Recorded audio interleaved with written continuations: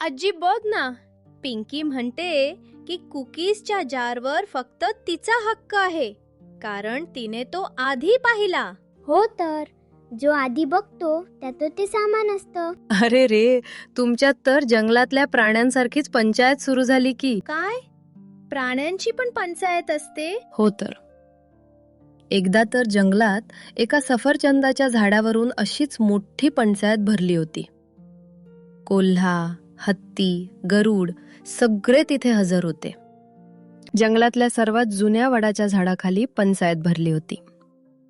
न्यायाधीश होते आपले हत्तीदादा. शांतता, शांतता.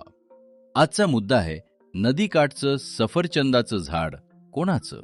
सरकार, मी सर्वात आधी ते झाड पाहिलं म्हणून ते माझं. अहो कोल्हा भाऊ, मी त्या झाडाला रोज पाणी घातलंय म्हणून ते माझं. मी आकाशातून झेप घेऊन ते फळ तोडलं म्हणजे झाड माझं. मी सगळ्यात वेगाने धावून तिथे पोहोचलो म्हणजे झाड माझं.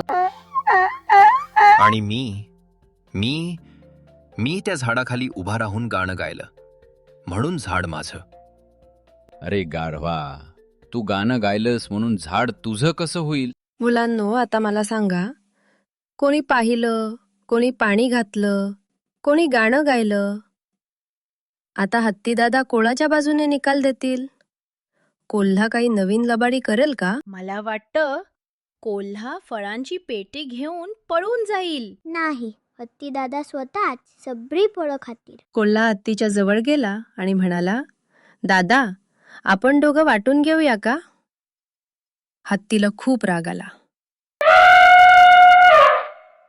गप्प बस लबाड कोल्या.